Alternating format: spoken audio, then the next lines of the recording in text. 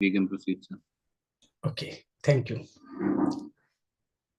Dear officers, a very good evening to one and all.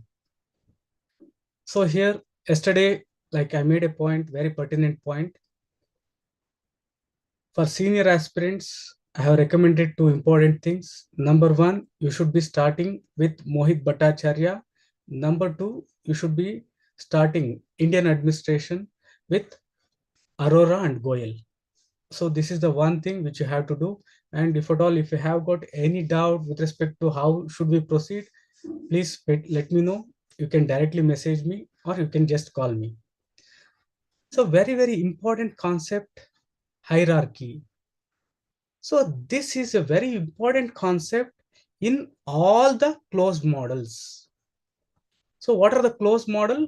Bureaucratic model, scientific management, and administrative management or classical theory. In all these theories, they have given like profound importance for hierarchy. So now I want to know from you, what is hierarchy? A very important thing, for whatever you read, you should be able to reproduce that in your own words. What does hierarchy means?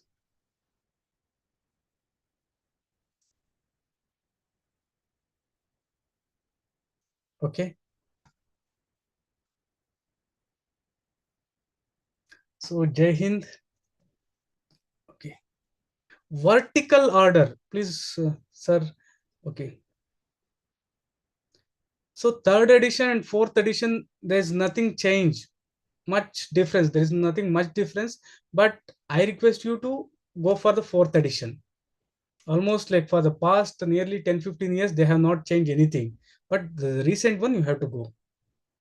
So what do you understand by hierarchy? So here you have to keep 3 points in mind. One, pyramidal structure, very good. So pyramidal structure. Then what else?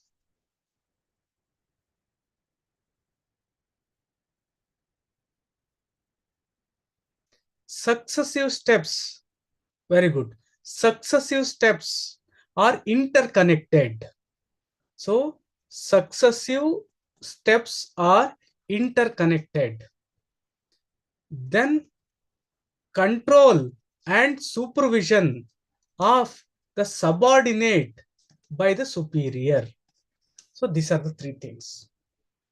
So here, very important, please crystallize any concept into keywords. Until and unless you do this, you won't have conceptual clarity. Right. This is a very important and profound concept by which a single individual will be able to control more than 1 lakh, even 1 crore. So here, this is also referred to as scalar principle. Scalar principle.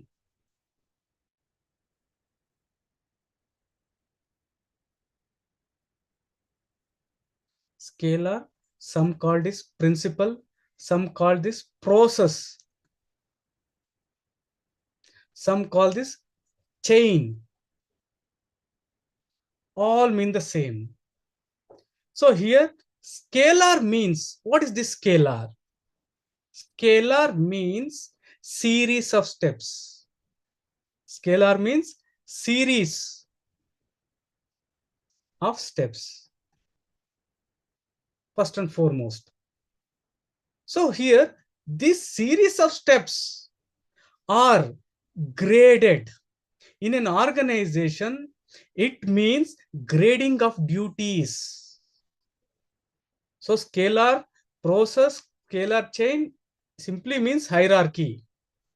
So here you have got series of steps where there is grading. This grading is not according to function. The grading of the steps is not according to the function, but according to authority and responsibility. According to authority and responsibility. Clear? So, to sum up the things in the words of Moni and Relay, or generally also, hierarchy, in hierarchy, you have got series of steps which are graded based on authority and responsibility. Because of this, we have got coordination from the top to bottom.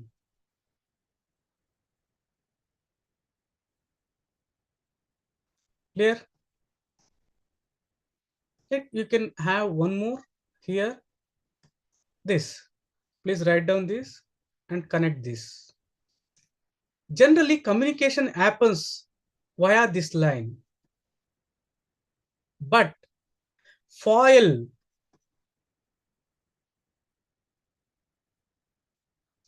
gave a concept of what is known as gangplank. Gangplank. This has been asked like thrice. So what is this gangplank?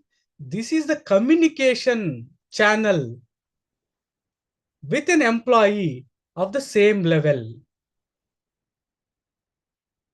That is horizontal communication. Horizontal communication. The concept of gangplank was given by Foyle. What is gangplank? This is nothing but horizontal communication. Means employee in the same level connect with the employee in the same level. What does this mean? A head constable or a sub-inspector in one mandal, one taluk, one district will be communicating with the sub-inspector in another mandal under another taluk. This is said to be gangplank. Okay. Now, it's a very, very important concept because all of the thinkers from your Weber, Foyle, Urvik, Gurvik, all these people have stressed upon these things. Now, please tell me the advantages of this. What are the advantages of this one hierarchy? What is the advantage? Please think it over. What are the advantages of hierarchy?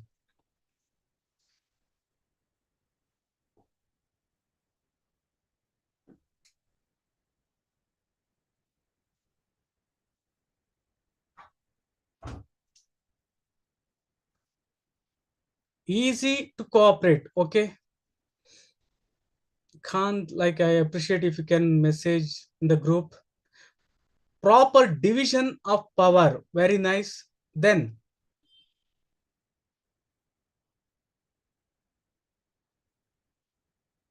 what about others?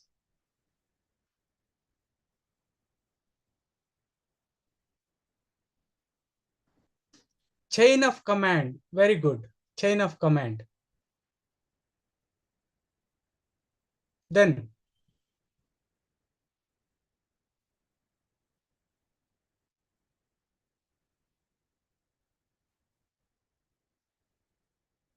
better accountability. Very good. Okay. Very nice. So just note down the points with respect to advantages. See, like you take this diagram itself as a reference one. Number one. So here there is an integration. It's a very good instrument. A very good instrument for integration. Integration of organization. Integration of organization. Second point is it acts as a important channel of communication. Important channel of communication. Third would be enables fixing of enables fixing of responsibility. Enables fixing of responsibility at each level. At each level.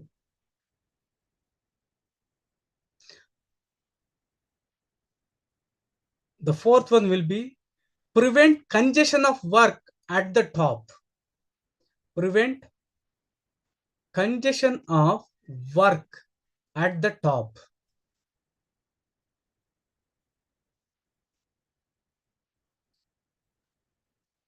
Then facilitates decentralization.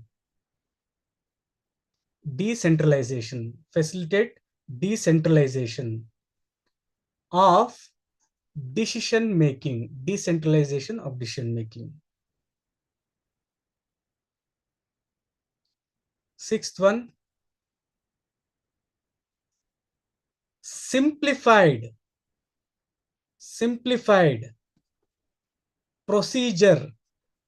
Simplified procedure for file movement. For file movement.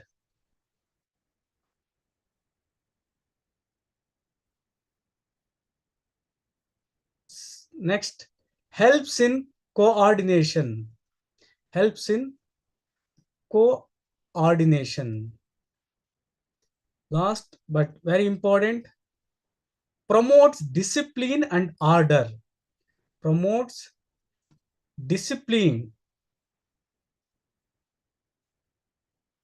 and order in the organization. Right? Now, what are the disadvantages? What are the disadvantages? Please do answer. Please give some points. Ours is one of the easiest topic. There is no need for you to know exactly as what these people have said. Applying your logic and reason. Long time for decision. Very, very good. Message quality can be heard. Very nice. But you have to say like communication. With respect to communication, distortion may be there. Delay may be there. Very good. Still then, because a message has to move in this direction, right? By the time the messages reach here, it gets distorted. Very good. Politicization of upper officials, we cannot say, because we are concentrating just on the structure itself. Slow decision making. Okay. Okay. Very good. Very nice. I'm very happy that you have understood most of the point. Number one, please note it down. Delay in work. Delay in disposal of work. Delay in disposal of work. Why? Due to red tapeism. Due to red tapeism. Slow movement of the things, red tapeism.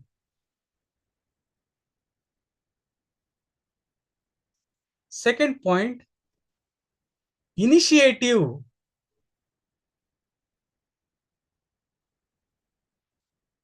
Initiative at the lower level. At the lower level is discouraged. Is discouraged.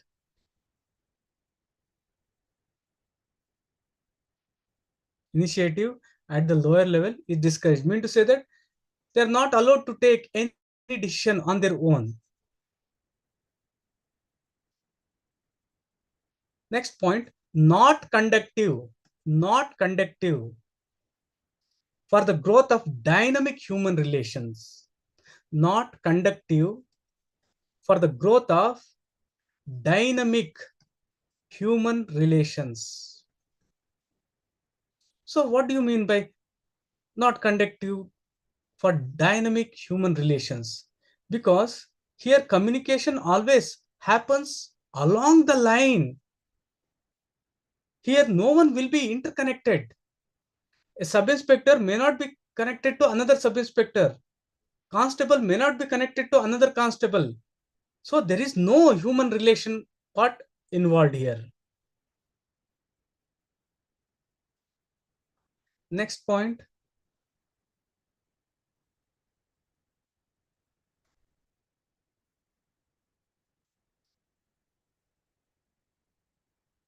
People at the top, people at the top lose touch with people at the top, lose touch with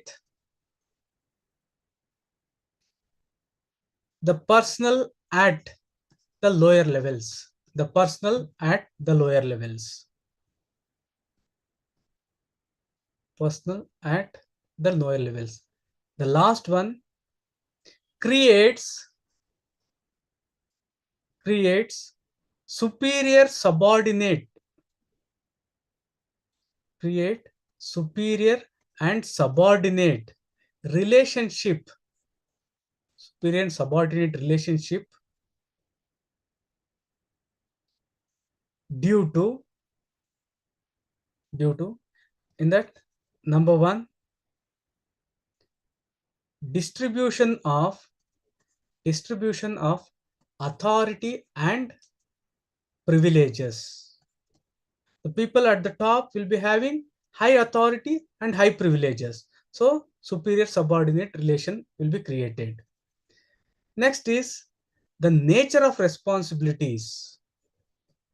The responsibilities for a constable is entirely different from the responsibility for DGP. So you have superior subordinate distinction. Then third most important, pay scale. People at the top will be getting huge amount of sum compared to the people at the bottom leg. The last one is qualifications and qualities,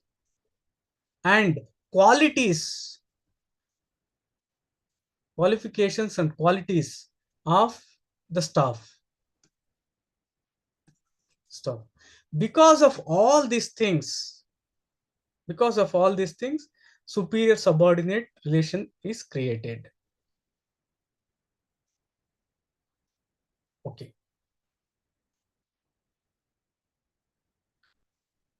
Now,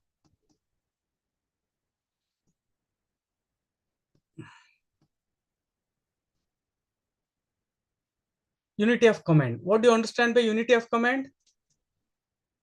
Please do answer first. What do you understand by unity of command?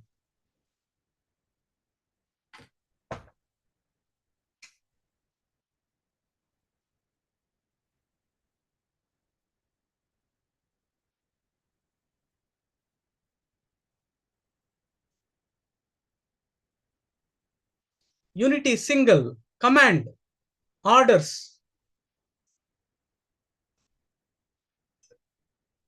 One person is supervised only one superior. Very good. Near. Single order will be followed from DGP to constable. Very nice.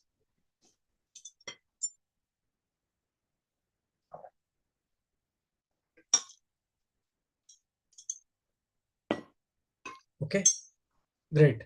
So here, like with respect to public single boss for each person, accurate. So with respect to public administration classes, what I expect is to make notes in sheets. In that, please write in the 2/3 space, that to some points, and leave another 1/3 vacant. Okay. Unity of command refers to an employee receiving orders from only one superior. Single boss for each person. Mono command. All this means the same. right? What are the factors affecting unity of command? What are the factors affecting unity of command? Before that, let us dwell upon this. Why you should have unity of command? Please think it over. That is it. That is our subject. It's not like what Aristotle said, what this person said, what that person has said. Think it over. What are the advantages of unity of command? A teacher should get orders from only one superior only. Why? Very good, to reduce confusion. Then, please shoot the points. Very nice. Efficiency. Though it is vague, I I appreciate it. So you should see, this is the one. See here, you have given the correct answer. Efficiency. How efficient? How efficiency is created by unity of command? That is the one thing which you have to make. Specialization. How it leads to specialization? One person is getting commands from only one person. So how does it leads to specialization?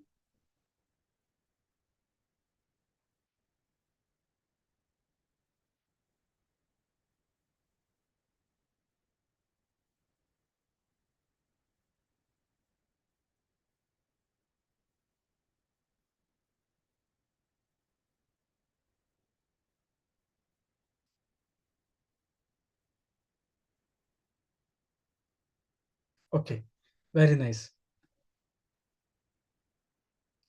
By focusing on one work. So like they will be focusing for that. In fact, according to like Tyler, specialization can be increased when you have got functional foremanship. Okay, well tried. So I appreciate. Just write down. So here, arguments for unity of command. Number one, as you already given, avoids confusion. So it avoids confusion. Number two, avoids manipulation. Avoids manipulation. If you are getting answers from only one person, you won't be much manipulated. If you are getting commands from around, then definitely you will be get manipulated. Third point,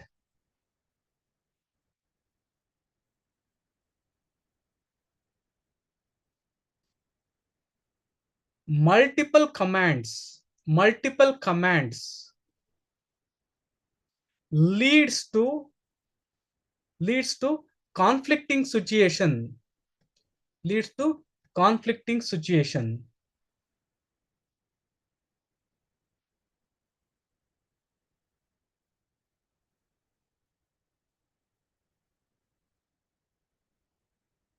Conflicting situations.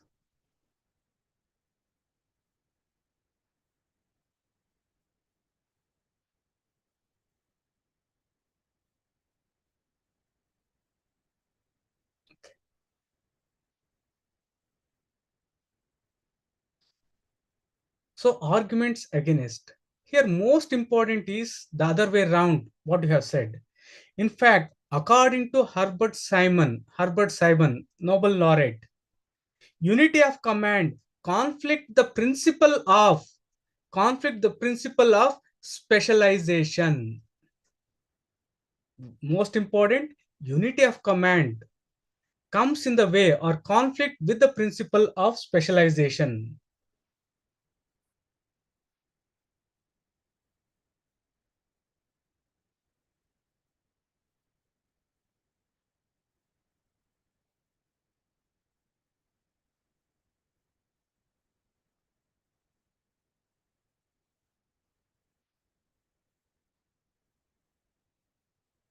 Right? Next one, Tyler suggested for functional foremanship. Tyler suggestion for 8 functional foremen. Functional foremen.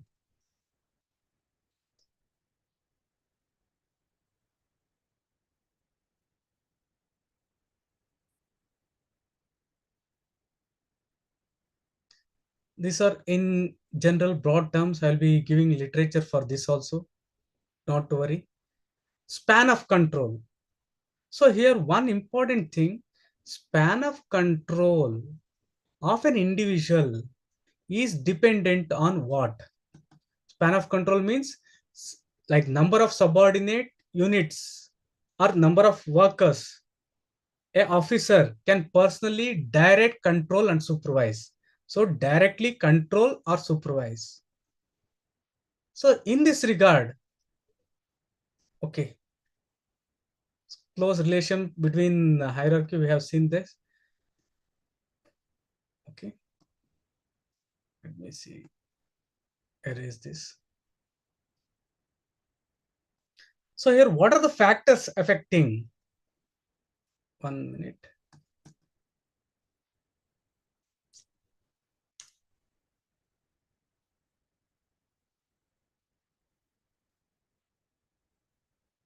Okay, now please answer this, a simple question. Before that, let me tell you one important thing. So here, span of control. What are the variables present here? Number one is with respect to superior. If the superior is intelligent, if the superior is well versed with the principles, then definitely he can have higher span of control. On the other hand, take the case of subordinates. If the subordinates are very active, subordinates are knowledgeable, then definitely they can have, we can have wider span of control. And the last one will be with respect to the nature of work. If the work is of repetitive nature, work is of like routine one, then we can have more span of control.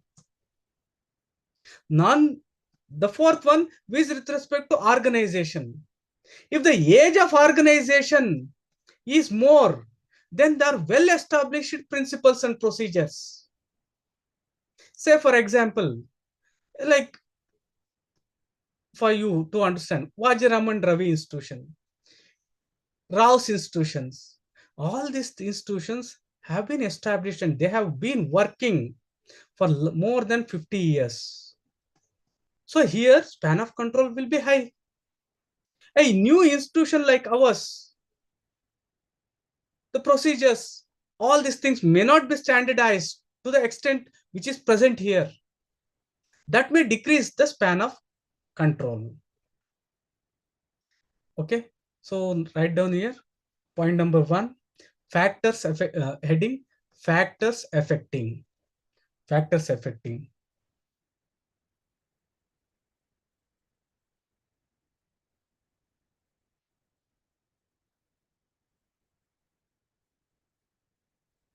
Or factors determining. Number one, function. Number one, function.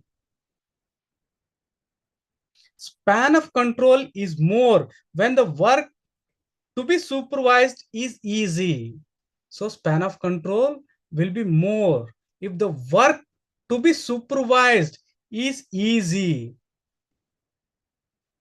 Routine, mechanical, easy, routine, mechanical, homogeneous,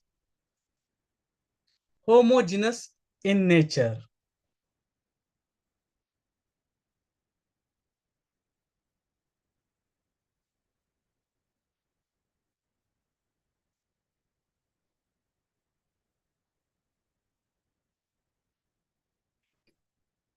Next point, span of control is less if the work is difficult.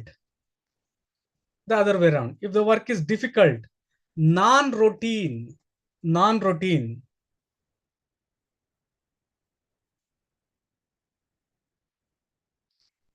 intelligent, intelligent, and heterogeneous, heterogeneous. Heterogeneous.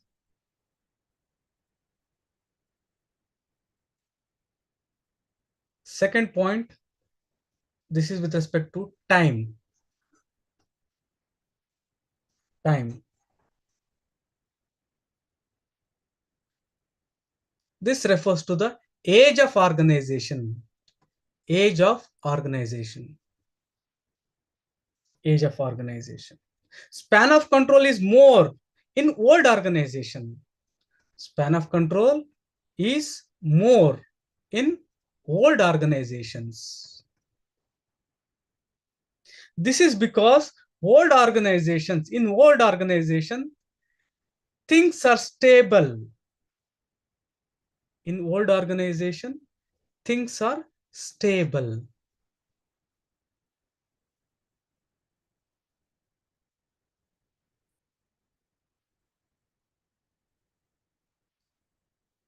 Third point, space.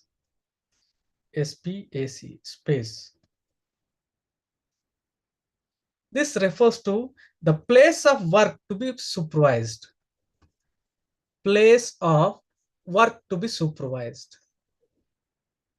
Say, for example, one person is in one factory and another person is in another factory. One person is in one room and another person is in another room. It becomes very difficult. Other than that, on the other way around, say, for example, there is a big hall where like you can accommodate some 100, 200 people. Then definitely the span of control will be high. Span of control is more when the supervisor and the subordinates to be supervised are under the same roof. So span of control will be high when subordinate and the supervisor are under the same roof. Same roof.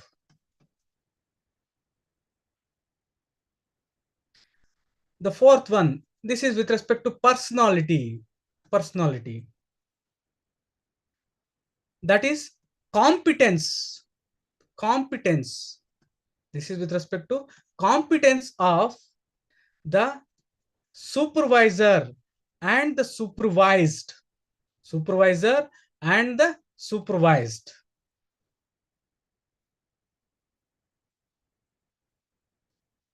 Span of control is more when the superior is intelligent, energetic, tactful,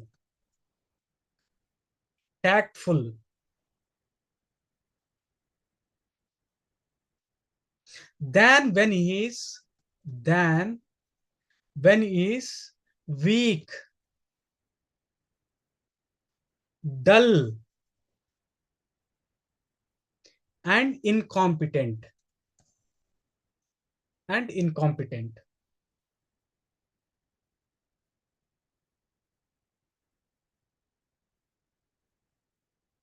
Okay.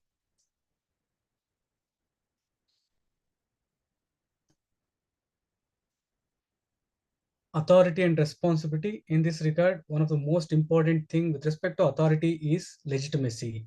With respect to power, it is coercion. So authority is the legitimate power of the officer. Authority is the supreme coordinating power that provides legitimacy to the organization structure. If you don't have authority, it is impossible to coordinate, especially in very big organizations. So here, with respect to the distribution of authority, in bureau, it's single individual. In boards and commission, it's a group of individuals. So line and staff, line authority, this is with respect to achieving the organization goal. They are directly involved in achieving the organization goal. Say, for example, Directorate of Horticulture, Directorate of Agriculture. So these are directly involved in achieving the organizational goal. On the other hand, we have got staff authority. advising. So what is the best example? Secretariat. Secretary. So secretary is a staff authority. He is not directly involved in achieving the goals, but he is having advisory role. And functional authority lies with the job, the person who performs the job.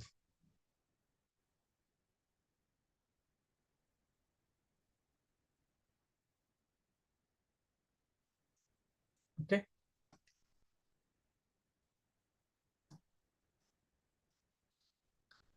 So positional theory, like you are already aware of positional theory, coming to the very important one, which is pointed out by the Chested Bernard. What is this acceptance theory? According to Bernard, Chested Bernard, Bernard, according to Bernard, authority is dependent on the acceptance of the order by the subordinate. He rejected the classical approach of positional or formal authority advocated by positional or formal authority. This is advocated by bureaucratic model, scientific model, and also classical theory or administrative management. He advocated acceptance theory of authority. According to him, superior can exercise authority. Superior can exercise authority only when it is accepted by the subordinate. This is the point. According to Bernard, superior can exercise the authority only when the subordinate accepts the authority. Okay.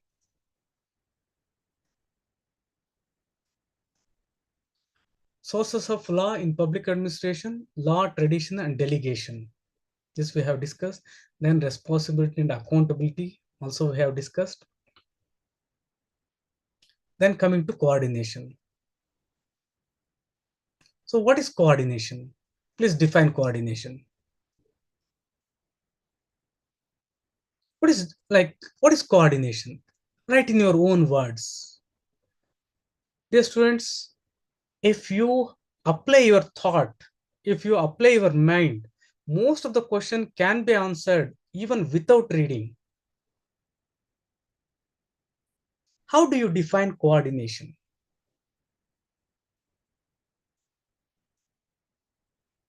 Very nice. Together achieving common goal. Very good. Doing something together. Very nice.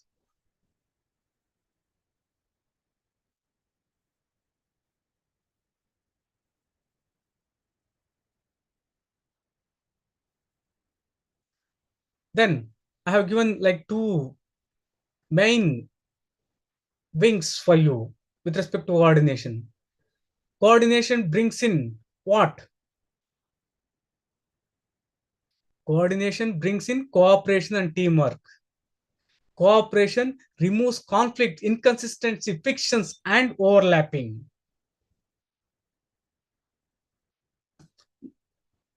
Okay. Now, please do answer this. Coordination is only a means, not an end. Why? Please think it over. Coordination is only a means, not an end. Why?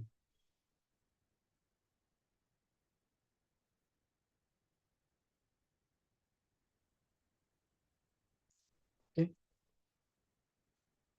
Because will help the coordinate achieve the goal. Is the way of doing the things. Very good. So now, what is the end? What is the end?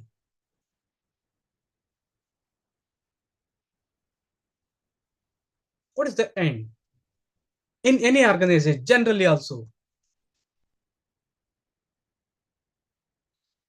Coordination does not guarantee efficiency of achieving the goal. May not be correct. Coordination, in fact, guarantees. Very good. So our end is efficiency, increased output, profit. economy, effectiveness. So here, coordination is just acting as a means for those things. It is not an end. Definitely, coordination leads to efficiency. So here, the means is coordination and the end is efficiency. You are very near to the concept. Okay. A very powerful quote. Coordination is the first principle of the organization and includes within itself all other principles which are subordinate, and through this it operates. Okay. Now we have got delegation. Before that, like, let me ask you an important question with respect to coordination itself. So how you bring about coordination? Please think it over, shoot some points. This is the way you have to prepare for your mains. It's not like some objective type of questions. How to bring about coordination? How can you bring about coordination in your organization? Please think it over.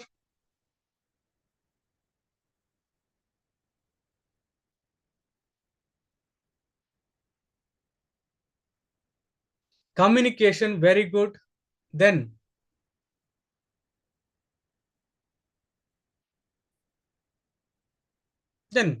teamwork. Okay, teamwork, accountability of people. Okay, by building trust, can we exactly? Then please shoot some points.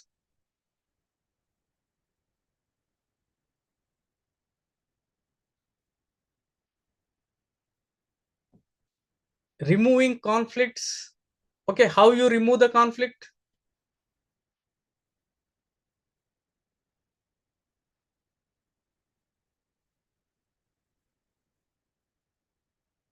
Okay, well tried. Really, like, you have given almost accurate answers in this. How to bring about coordination? Number one, planning. Planning.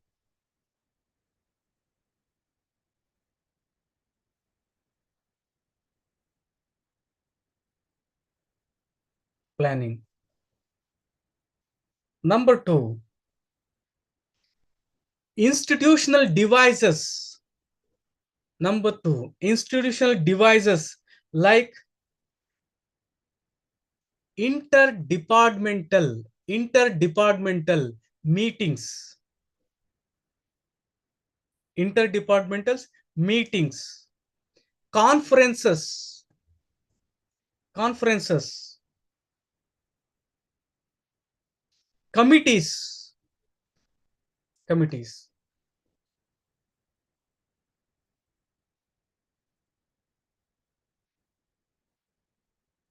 So by forming committees, say for example, you have to have like cooperation, coordination of Lok Sabha and Rajya Sabha. So form a committee consisting of members of both. You arrange a conference of all the people. By this, coordination can be brought. Then the third is standardization. Standardization. When with respect to standardization, it includes like forms, standardization of forms, procedures, manuals. By standardization also, we can bring about coordination.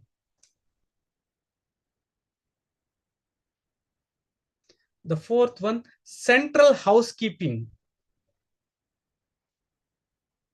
Central, we got a message. Okay. Central housekeeping or centralized housekeeping services. Housekeeping services. Like Central PWD, Public Works Department. Public Work Department. So here, and like central supply department. So supply department.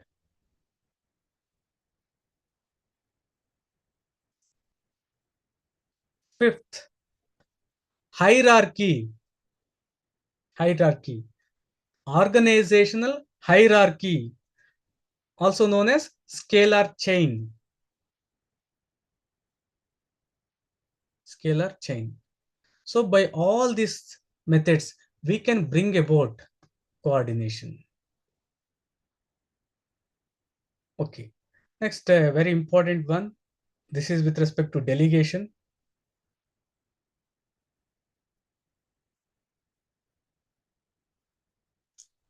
What do you understand by delegation?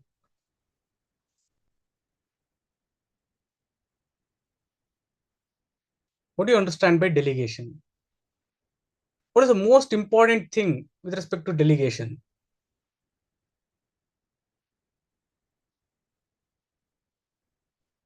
Very good, very nice. Division of work may not be. Division of not the division of work.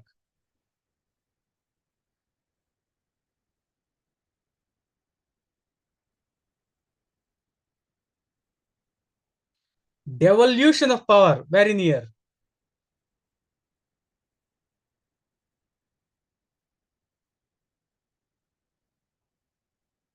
Okay. So please listen to me now. So in delegation, there is very, very important aspect. We got one more. Granting authority, exactly. Granting authority. So in delegation, we have conferring or granting of authority from higher to the lower. That's it. Granting of authority. Confirming of authority on one executive or one organizational unit by another. So say for example, delegated legislation. In this regard, legislature has the authority to make laws. Make laws. Only legislature has this one. This is, on the other hand, these laws are executed by the executive. Clear? So here, executive is not having the power to make laws, but legislature delegates that power, the power what it has to the executive. Under the delegated legislation, executive makes what are known as rules, regulations, and bylaws.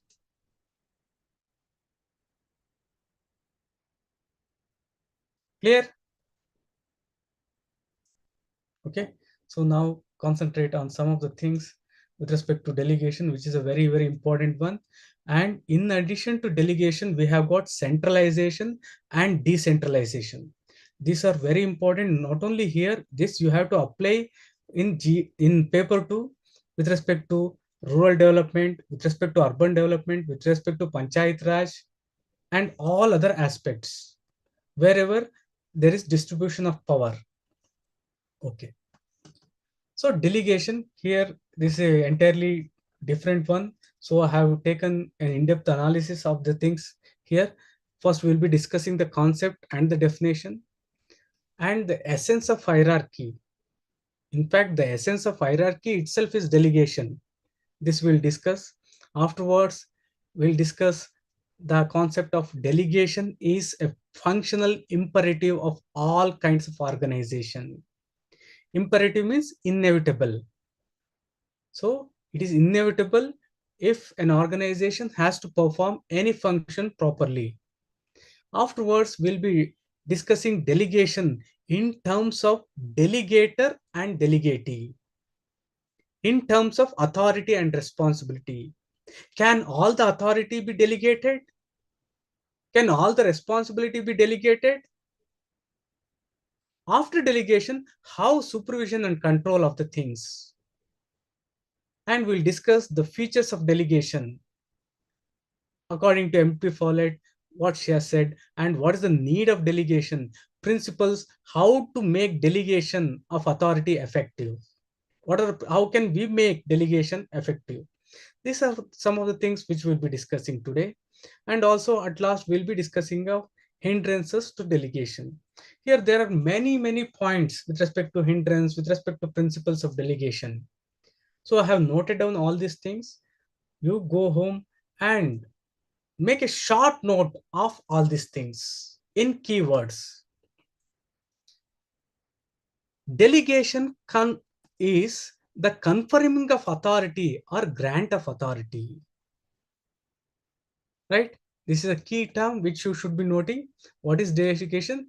It is conferring of authority or grant of authority by delegator. Delegator is the person who is having authority. Superior. Subordinate is delegatee. So it is delegated to delegatee. It is delegated by the delegator. Right? Very important. The concept, just note down this: conferring of authority. Delegation refers to conferring of authority by superior to subordinate.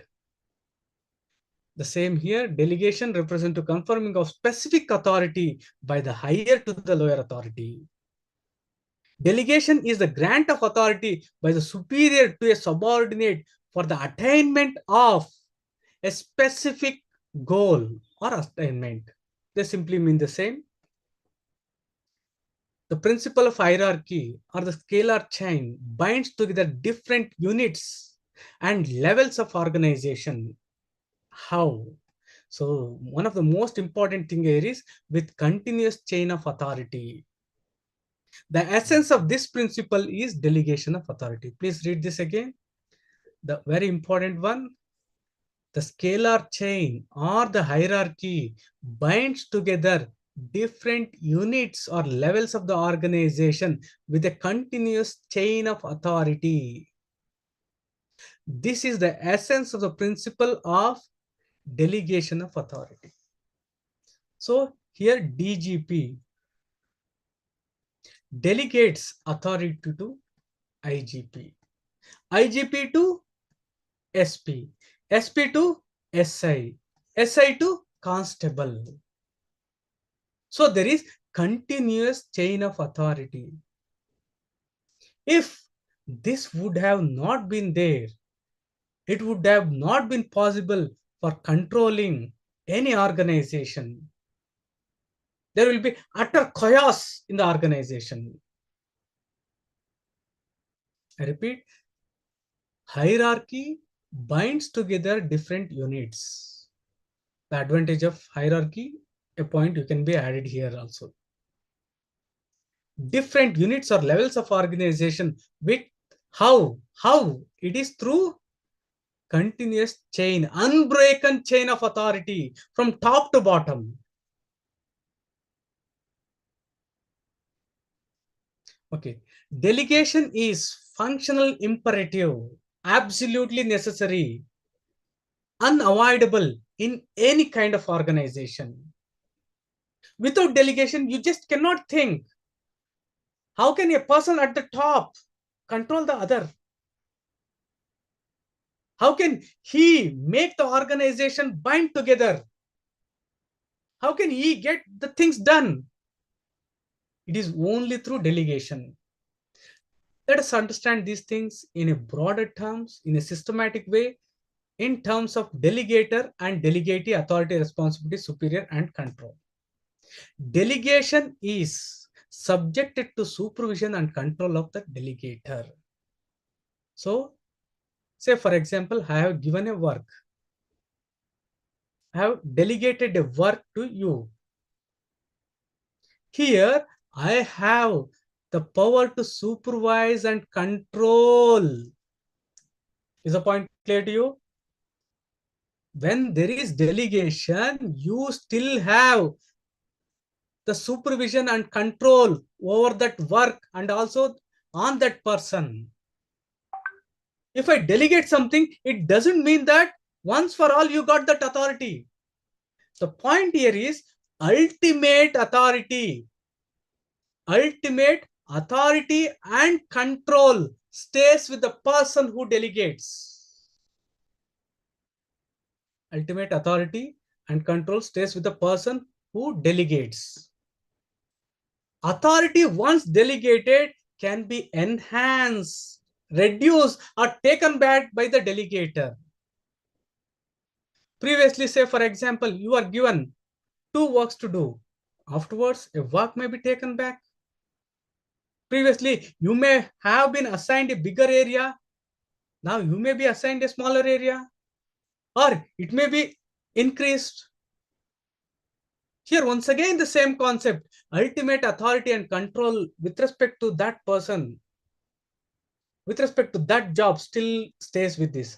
So here you have to distinguish with this one with centralization and decentralization.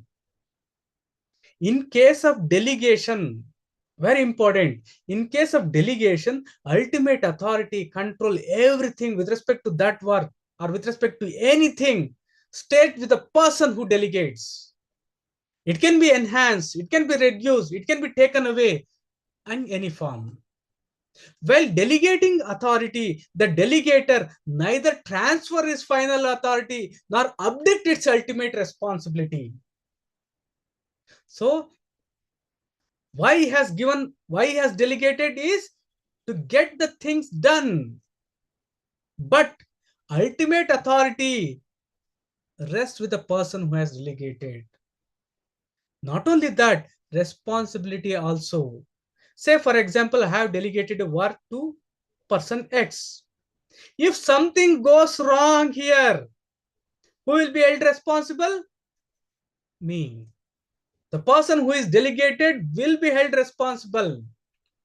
So the key term here is ultimate authority and responsibility cannot be delegated. It still stays with the person who has delegated.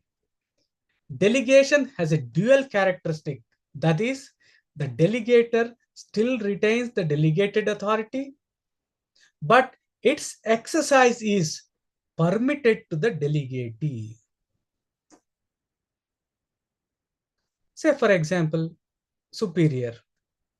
Superior has delegated a work to the delegatee. Here, even the superior has the power to do the work. Even the superior can do that work. Right? At the same time, he has permitted the delegate to do the work. Okay. So please read this once again. And if you get any doubt, please let me know. Be fast.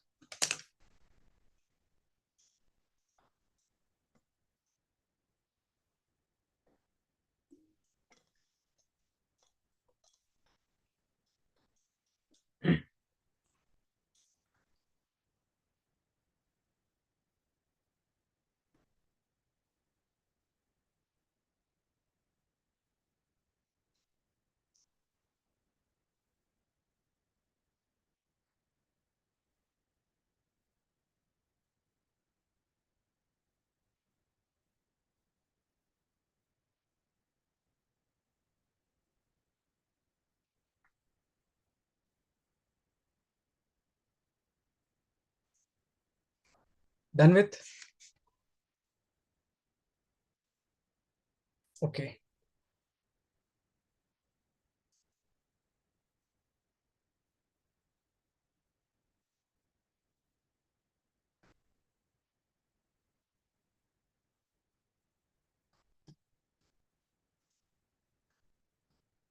Okay. What are the features of delegation? Please write down. The features of delegation are assignment of duties. I'll explain these things. All the explanation I have given in the PPTs itself. Second is, first is assignment of duties. Then after assigning the duties, you should also grant authority to do those duties. Second is granting of authorities. Then the third is creating an obligation. What is the obligation? That you do your work. You should do the assigned duties. So assigning duties, granting authority, and creating an obligation. And the fourth one, no further delegation. Means I have delegated a work to X. X cannot delegate this to Y. He has to do the work on his own. These are the features of delegation. What are the characteristics of delegation? What does delegation consist of? You have to know. There is assignment of duties to the subordinate, and you should not only assigning the duties, you should also grant appropriate authority, appropriate power, legitimate power required. Not only that, you have to create an obligation. By this, you can hold the person to whom you have delegated accountable, and there is no further delegation. So the same thing here. Okay. Okay. 1 minute.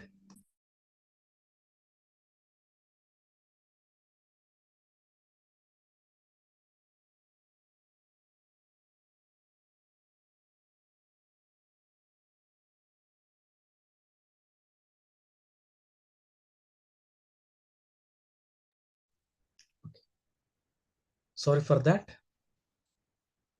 So here, like the queen of public administration, you can say, MP Follett, says that delegation is a myth.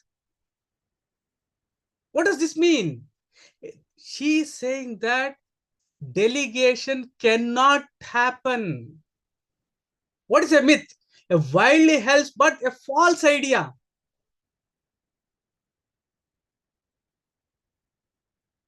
So she says that according to Follett, delegation is a myth. Means everyone believes that there is a need of delegation and delegation is a principle. But Follett says that delegation, the concept itself is a myth. What is the reason? So here, what is delegation? Delegation means granting of authority. She says that authority stays with the work. So if a person is doing the work, definitely he should have the authority. So to put the things in a systematic way, according to Follett, it's a absolute expression. Delegation is absolute expression. So here these 2 points should be noted down. According to Follett, delegation is a myth of organizational theory, and delegation is an absolute, no longer useful, no longer used expression. Why is this? According to Follett, authority belongs to the job and stays with the job. Authority belongs to the job and stays with the job. If a person is doing that work, definitely, inevitably, it has to have the authority. One who does the job must have the authority, whether his superior likes it or not. Authority belongs to the function, it cannot be delegated. So the key term is, you may note it down. According to Follett, authority cannot be delegated. Authority cannot be delegated. Why? Question mark. Because authority belongs to the job. Authority belongs to the job and stays with the job. And stays with the job. Authority must be functional, and functional authority carries with it responsibility. This question has been asked twice. Followed concepts with respect to authority. Just here, what I am saying is, for all the things, just have some 3-4 key words that will suffice. Okay. What is the need of delegation? Delegation is a functional imperative. Why? What are the advantages of delegation? Okay, now I'll put the same thing in a different way, and I want you to answer. What happens if there is no delegation? So forget about followed concept. Now come back to this concept. What will happen if there is no delegation in an organization?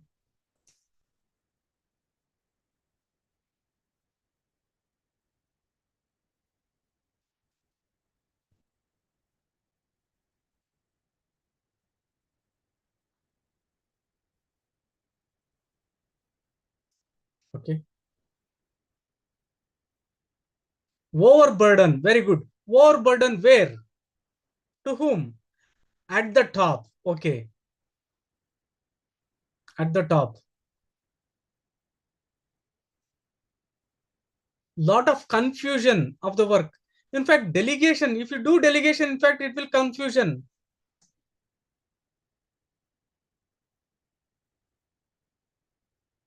Okay, very good. Very nice. Now, please tell me the advantages of delegation. You have to think, there is nothing like wrong here. What are the advantages of delegation? Take the same picture. DGP, IGP, all these things in an organization is delegating the authority. So here, okay, essence of hierarchy, okay, then avoids congestion of work at the top, okay, then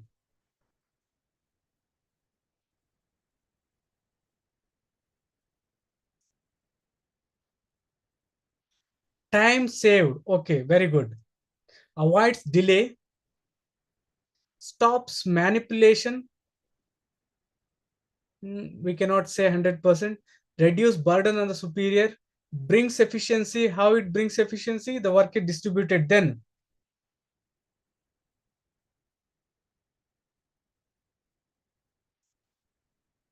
I will once again give you another like way to think. Now, please think it over. Like, please concentrate here. Superior is delegating to the subordinate, right? So what he is delegating? Work. That's it. So here, this person is overburdened if he is not delegating. Work gets done in a very systematic way, in an efficient way, in a decentralized way. Then what about this subordinate? What are the advantages to the subordinate?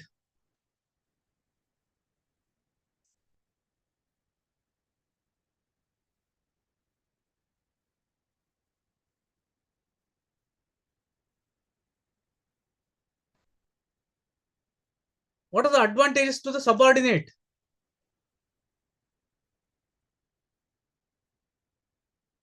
Say, for example, think there is an assistant of mine, brings innovation, very good. There is an assistant of mine. I am taking classes. One day I asked him to take the classes. Won't he get the expertise? Won't he get the leadership qualities? Won't he learn the things by doing? Right. So these are the things which are there. The same things I have put it down. You can note down like in a very precise way. At the top, reduces the burden. At the top, reduces the burden. Overcome congestion of the work at the top. Then subordinate. It trains the subordinate. See, these are the ways in which you should be making note of the things by separating. Train the subordinate in the art of taking responsibility, in the art of making decision, in the art of getting expertise, in the art of doing a work. So with respect to subordinate, it increases the sense of responsibility and interest in the employee because he's involved there. By doing this, there is a second line of leadership. See now, what is the major reason Congress party? Can we call Congress party as an organization? Yes or no? Can we call Congress party as an organization?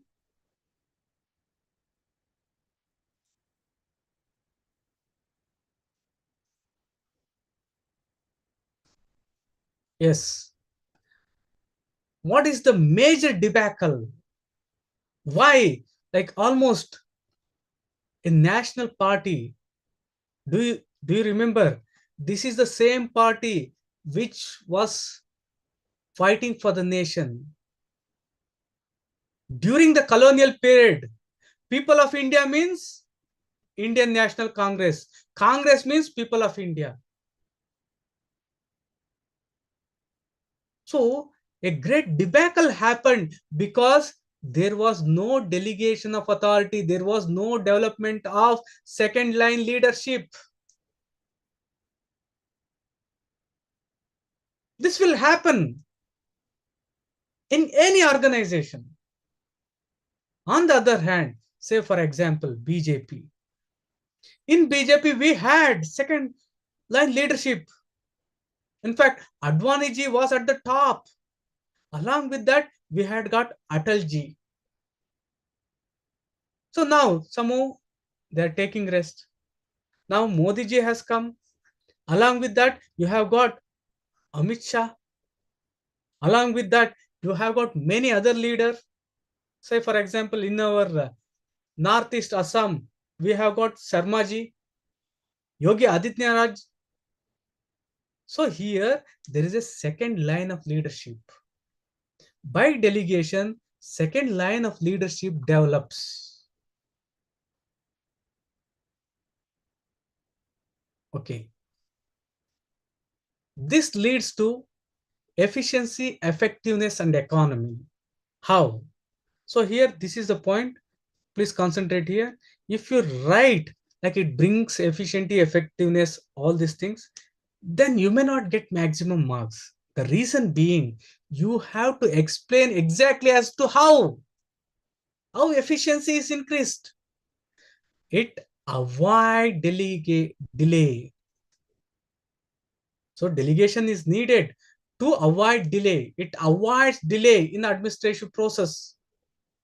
I cannot do all the work on my own. I have to delegate the things. It brings proper adjustment of the policy and programs to the local conditions. I am at the top, I am in Delhi, and can I make policies for the people who are there in remote Rajasthan village? No, I cannot. So here there is a need of delegation. This brings about proper adjustment of policy and programs to the local conditions. And also overcome the complexity with respect to procedural works. That is delegation to specialists. Can you think of an example? Delegation to specialists. Overcome the complexity of procedures or complexity of the work. The work is complicated. It is made easy by delegation to specialists. Please give an example for this. Let me see.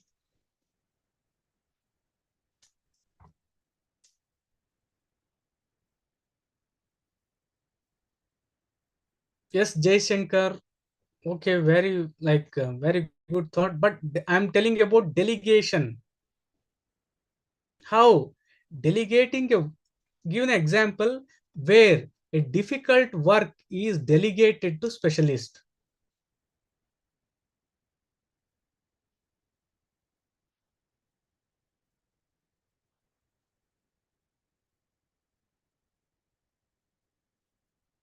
Okay, please listen to me now here. So here, say for example, auditing. Auditing and accounting, these are like very difficult and very specialized jobs. So here, comptroller and auditor general delegates some of the difficult things. Say for example, auditing of the things related to Chandrayaan. Can he have all the knowledge with respect to these things? It is difficult. A person who is specialized in this field can do the things easily. Complex, and also in another way, it is also done, not exactly, with respect to tribunals. Tribunals look into the specialized things.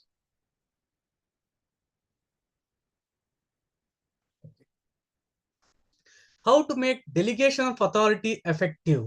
Think it over. How to make delegation of authority effective? Superior is delegating a work to the subordinate. How to make it effective? Think.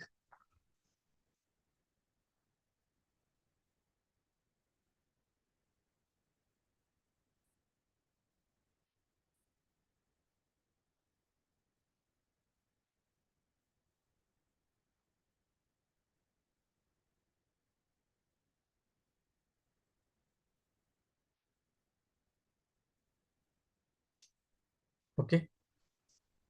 By proper planning. Very good. Well tried. Then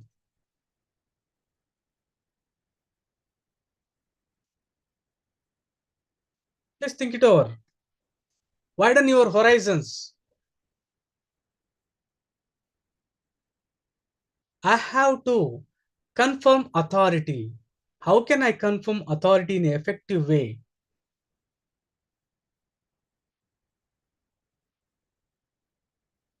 Okay.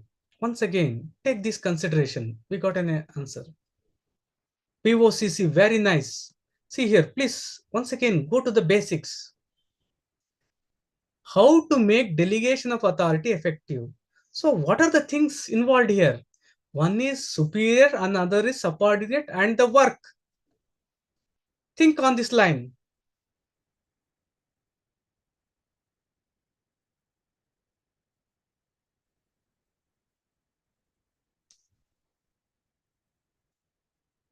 Okay, good. So just listen to me.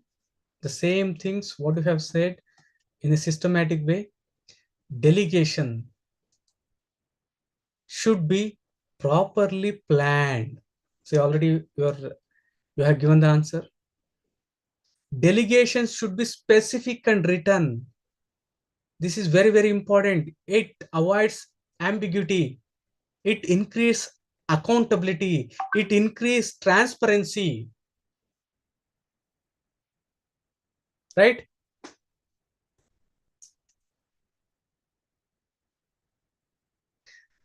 Then delegation should be based on well-defined rules, regulations, and policies. There should be a standard for those things, not haphazardly. Delegation should be made to the position, not to the individual. So here,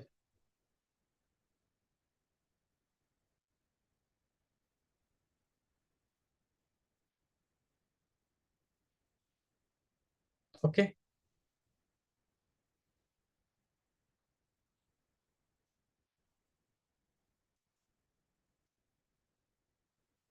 So here, delegation should be made to the position, not to the individual. What does this mean? So here, if you want to assign a work, so SP has to assign the work to the position of sub-inspector. Next, lower hierarchy, not to the individual as Rama, Bhima, Soma. So if someone comes, say for example, this essay gets transferred and new essay comes, then also you should be doing those things. Delegation should be to the position, not to the individual.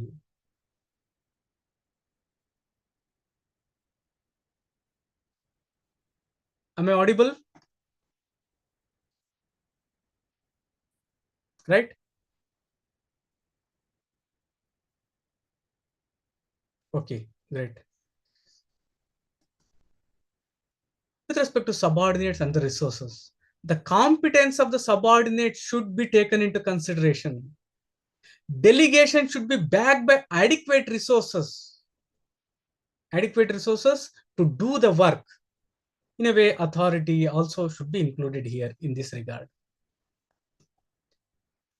Authority and responsibility should be coterminous and co-equal. You have asked an individual to do the work, but if he is not given the appropriate authority and responsibility, it will be a big failure. Authority and responsibility should be equal. Delegation should follow the usual chain of command. What does this mean? You have to follow the same chain of command. Say, for example, DGP. So he has to delegate to IG, IG to SP, not breaking the line of command. DGP should not delegate to SP directly. It creates confusion. It breaks the line of command. It breaks the hierarchy. So delegation should follow the usual chain of command. Delegation should be based on the principle of unity of command. Means one superior for one subordinate. Otherwise, he gets confused. He can keep one superior on the another. The communication system should be kept free and open. Okay. Next, in line with the things, systemic reporting system should be maintained. Whatever is happening, reporting should be there. Accounts should be kept properly. Manual should be maintained properly. Delegation should be followed by performance appraisal system. Performance appraisal system. These are simply like common sense things. There is nothing here to worry much. But the thing is how you reproduce, how you interlink the things. That is the one which is important. What are the hindrances for delegation? Hindrance means something which resists delegation. Now you give the answer. What are the hindrances for delegation?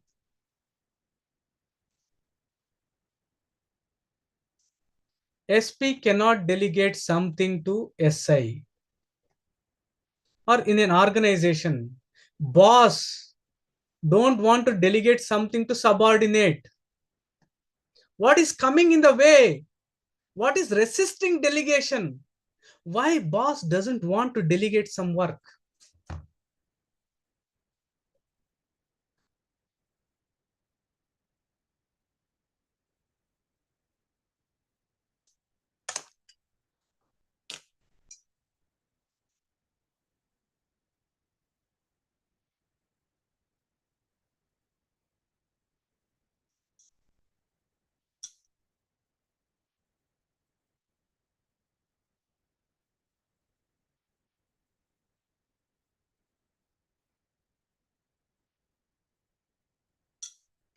Why?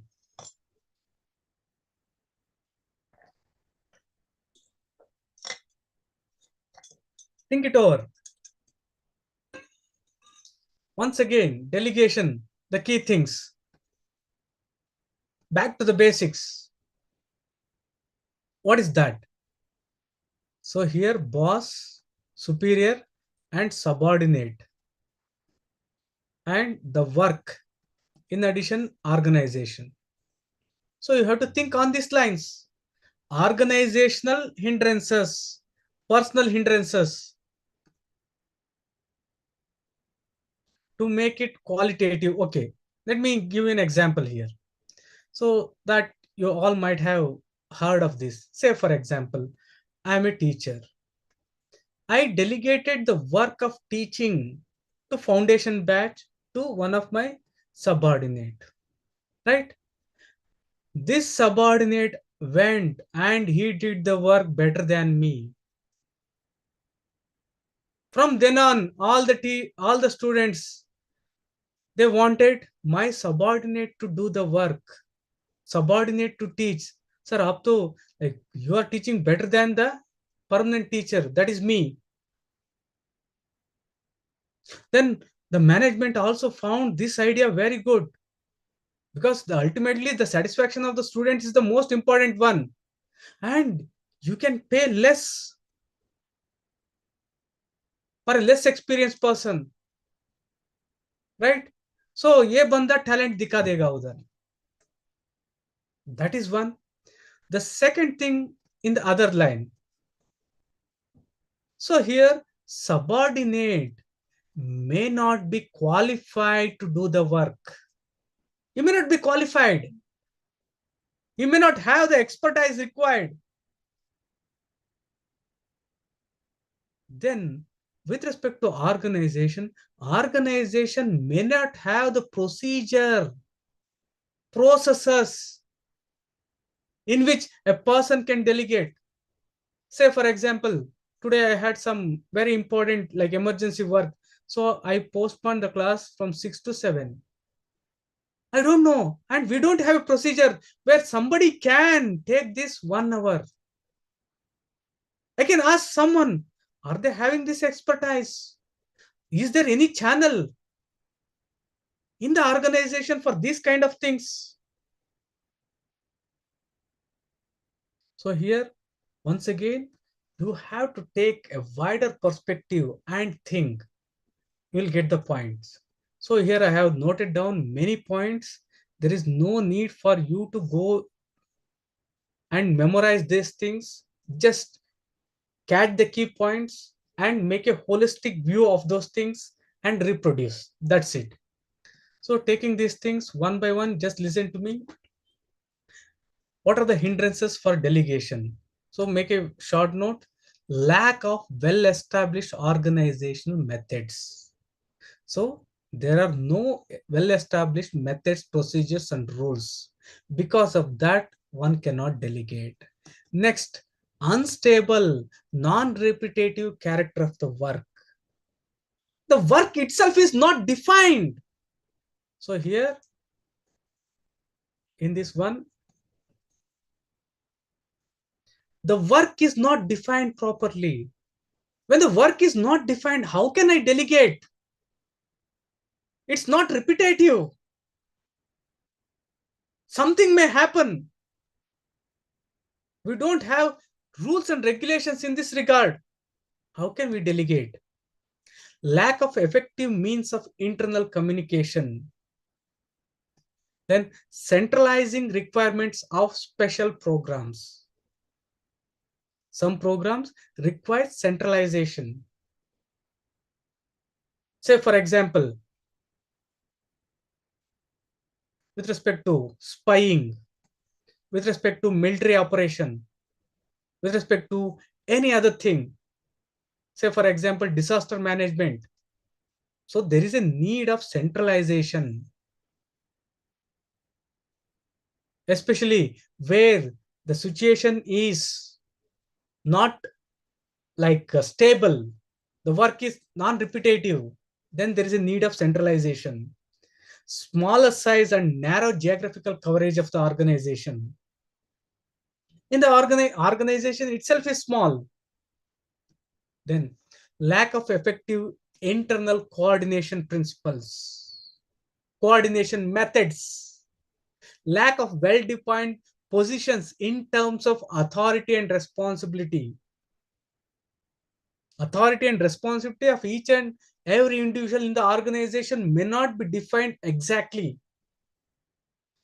Take about some organizations, say for example, an IAS institution.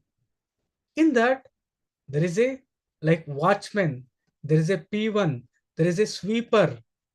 They almost all do overlapping things. So here there is no clear demarcation of authority and responsibility. Who is superior? Who is subordinate? Similarly, in many organizations, incompetency or low caliber of the lower level personnel, then less age of the organization, thereby few precedents, few standards, constitutional, legal, and political restrictions. Constitution does not allow some things. Legal procedures cannot allow some kind of things. Then you cannot delegate. Crisis situation faced by the organization. In crisis situation, there is a need of centralization. In disaster management, there is a need of centralization. Say, for example, there is a disaster. All the authority, all the powers will go to the chief secretary. Chief secretary. He handles everything. There is need of centralization in case of uncertainty and disaster. Lack of effective means of work control. All these are the hindrances for delegation. And with respect to, that was with respect to work. Now, with respect to personal hindrances. Okay, like a smaller one, personal hindrances. Okay. So, I think you're tired now. Shall I continue or shall I take up the classes? Continue tomorrow? Since we have postponed and you may be having too many classes. Okay. Okay, done. So these are some of the things with respect to delegation. This, in addition with centralization and decentralization, are very, very important. Okay. We'll continue with the class tomorrow. Right? If you have got any doubt, please let me know.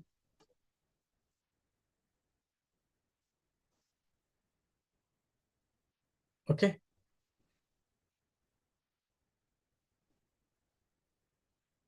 Definitely I'll change the time. So definitely I'll change the time. Okay. So any other doubt? Any other query? Okay.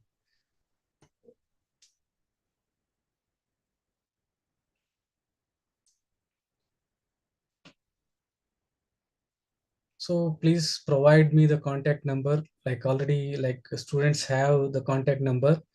You can note down 7676211367. You can directly contact to this number. If you have taken optional subject in Sambhavam, I'll be till I'll be there guiding you till you write the examination, mains examination. Right? I repeat 7676211367. Okay. So having said that, let me wind up the session here. Have a great day. Enjoy your preparation. Thank you. Thank you, one and all.